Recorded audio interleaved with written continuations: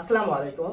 আমি মোহাম্মদ তাসামুল হক নাইম পড়াশোনা করছি RDA laboratory school and college বগুড়ায়। আজকে আমরা একটা বিষয় আলোচনা করব। বিষয়টি আলোচনা করার আগে আমি একটা জিনিস দেখাতে চাই, সেটা হচ্ছে আমার হাতে একটা কলম আছে। এই কলমটাকে আমি যদি ছেড়ে দিই তাহলে নিচে পড়ে যাচ্ছে। এই যে কলমটা নিচে কেন পড়ে যাচ্ছে? কলমটা মূলত মহাকর্ষ বলের কারণে নিচের দিকে পড়ে যাচ্ছে, অর্থাৎ পৃথিবীর মহাকর্ষ বল দ্বারা তার কেন্দ্রের দিকে কলমটাকে টানছে, যার কারণে F equal to G divided r square. এই মহাকর্ষ বল দ্বারা এই কলমকে পৃথিবী টানছে, যার কারণে কলমটা নিচে পড়ে যাচ্ছে। এখানে কলমটা পড়ার সময় মহাকর্ষ বলে কলমটা পড়ার সময় এক ধরনের ত্বরণ সৃষ্টি হচ্ছে, যেটা হচ্ছে এই যে অভিকর্ষ ত্বরণ।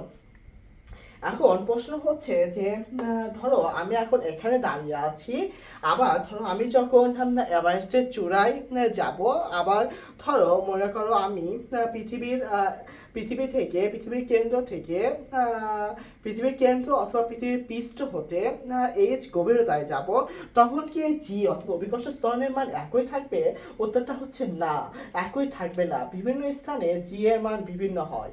আর এই বিভিন্ন হয় কেন, সেটা নিয়ে আমাদের আজকের আলোচনার বিষয়, পৃথিবীর বিভিন্ন স্থানে অভিকর্ষ ত্বরণ বিভিন্ন হয় কেন। চলো আমরা ধরি এর একটা পৃথিবীর কেন্দ্রটা এইটা। তাহলে এই যে কেন্দ্র আছে, কেন্দ্র হতে মনে করো যে এখানে আমি একটা বস্তু রাখলাম, এম ভরের একটা বস্তু রাখলাম, তাহলে এইটুকু হচ্ছে পৃথিবীর ব্যাসার্ধ। এখন এই বস্তুর উপরে অভিকর্ষ ত্বরণের মানটা কত হবে? অভিকর্ষ ত্বরণের মান হবে g equal to GM by r square.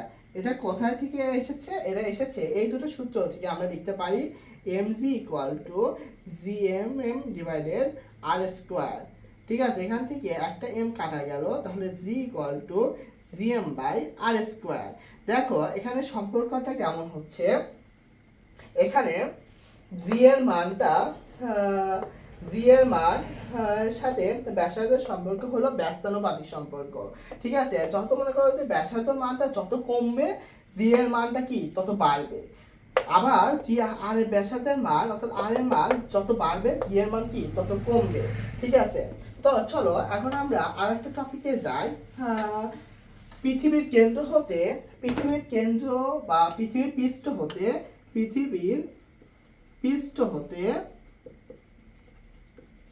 হতে এইচ উচ্চতায় জি এর মানটা কেমন হবে? ধরো এটা একটা পৃথিবী, এর কেন্দ্রটা এইটা। এখানে আমরা ধরি এইচ উচ্চতায় একটা বস্তু আছে, এম ভরের একটা বস্তু আছে। এখন এইটুকু পরিমাণ, এটাকে বলা হয় ব্যাসার্ধ, পৃথিবীর ব্যাসার্ধ। আর এইটুকু উচ্চতা অর্থাৎ এইচ উচ্চতায় আছে, তাহলে কি আর প্লাস এইচ উচ্চতায় একটা বস্তু আছে, তখন এই বস্তুর পরে অভিকর্ষ ত্বরণের মানটা কেমন হবে? অভিকর্ষ ত্বরণের মান হবে জি প্রাইম দ্বারা আমরা প্রকাশ করতেছি, এটার মান হবে GM divided r plus h whole square. এইটা হবে এই বস্তুর উপরে অভিকর্ষ ত্বরণ। অথবা আমরা আরেকটা সূত্র লিখতে পারি, g prime equal to r divided r plus h whole square into g. আমরা আরেকটা সূত্র লিখতে পারি, তাহলে g prime equal to 1 minus 2h divided r into g. এই তিনটা সূত্রের সাহায্যে আমরা পৃথিবীর পৃষ্ঠ হতে এইচ উচ্চতার অভিকর্ষ ত্বরণ কেমন হবে সেটা নির্ণয় করতে পারি। এখন চলো কন্ডিশন নাম্বার 3-এ, অর্থাৎ পৃথিবীর পৃষ্ঠ হতে এইচ গভীরতায় কি কাহিনীটা হচ্ছে। ধরো এরা একটা পৃথিবী আছে, আমরা এখানে লিখে নেই যে পৃষ্ঠ হতে এইচ গভীরতায় জি এর মানটা কেমন হচ্ছে। ধরো এর একটা পৃথিবী আছে, আমি মনে করি যে এই যে এটা হলো পৃথিবীর কেন্দ্র। এখন মনে করো এখানে আমি একটা বস্তু রাখলাম, এম ভরের একটা বস্তু রাখলাম, মনে করো যে এইচ গভীরতায় একটা বস্তু রাখলাম, আর এইটুকু দূরত্ব অবশ্যই ব্যাসার্ধ হবে।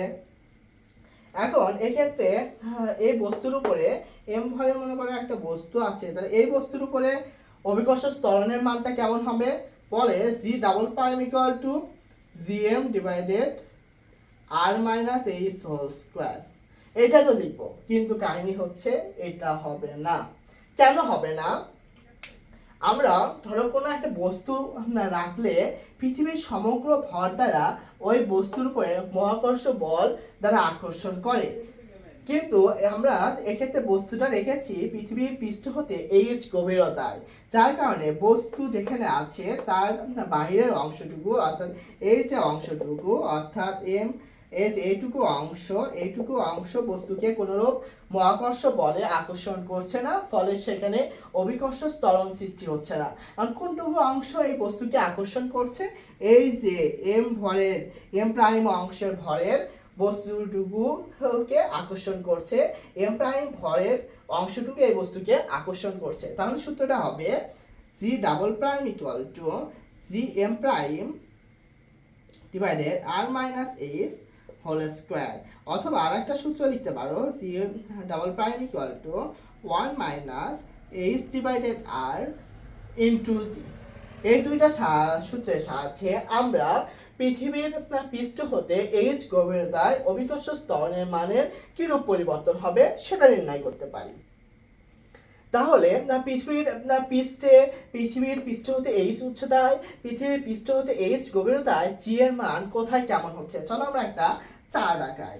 ধরো আমরা একটা চার্ট আঁকালাম। চার্ট মনে করো যে এখানে আমরা নাম দিলাম, এটা হলো স্থান,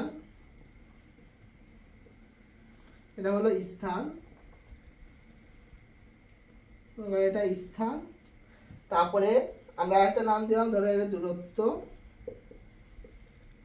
আর মনে করো যে এটা হলো জি এর মান। ঠিক আছে, ধরো স্থানটা কোথায়? প্রথমে আমরা স্থানটা ধরি ভূপৃষ্ঠে। ভূপৃষ্ঠে কি হচ্ছে দেখো, ভূপৃষ্ঠে এটা হচ্ছে ব্যাস, দূরত্ব হচ্ছে আর, এখানে সবচেয়ে ভূপৃষ্ঠের সর্বাধিক সি এর মানটা হলো সর্বাধিক হবে।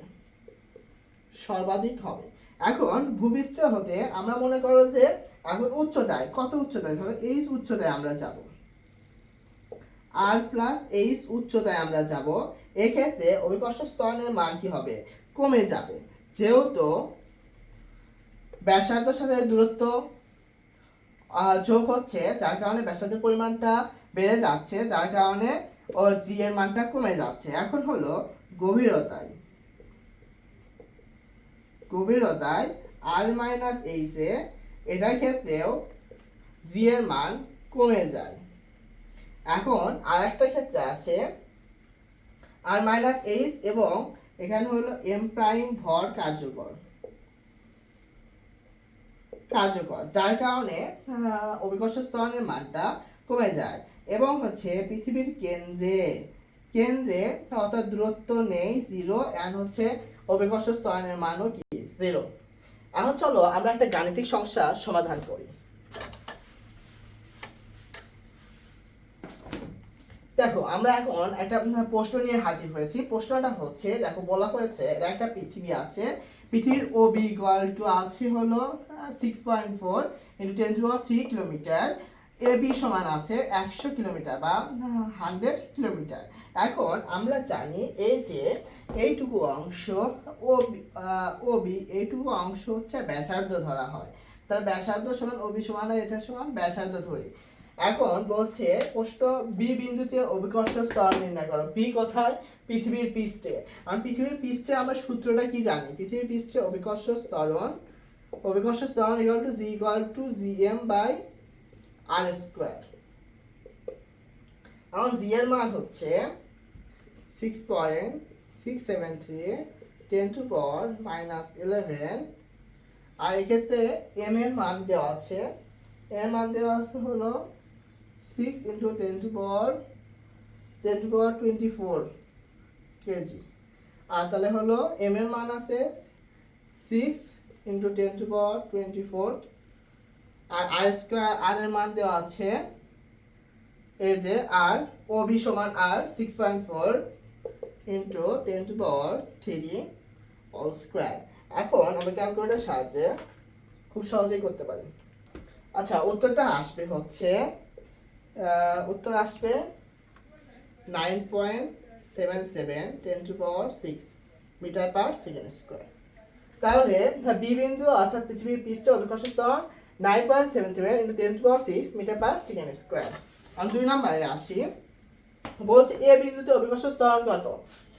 এ আছে পৃথিবীর পৃষ্ঠ হতে অবশ্যই এই যে এ বি ইকুয়াল টু আছে হলো 100, অর্থাৎ পৃথিবীর পৃষ্ঠ হতে এইচ উচ্চতায় আছে। তাহলে সূত্র পৃথিবীর পৃষ্ঠ হতে এইচ উচ্চতার সূত্রটা আমরা লিখে নিই, g prime equal to r divided r plus h whole square into g. এর মানটা বসাই আমরা 6.4 10⁻³ 6.4 10⁻³ প্লাস এইচ হলো 100 হোল স্কোয়ার ইন্টু 9.8। ক্যালকুলেট করলে অ্যান্সার আসে 9.5007 মিটার পার সেকেন্ড স্কোয়ার। ঠিক আছে, এখন আমরা 3 বলি। 3 নাম্বার বলছে যে ও বিন্দুতে অভিকর্ষ ত্বরণ নির্ণয় করো। আসলে ও বিন্দুটা কোথায়? ও হচ্ছে পৃথিবীর কেন্দ্র। আমরা কিন্তু আমাদের শুরুতে যখন আলোচনা করেছি তখন বলেছি পৃথিবীর কেন্দ্রে অভিকর্ষ ত্বরণের মান পৃথিবীর কেন্দ্রে অভিকর্ষ ত্বরণের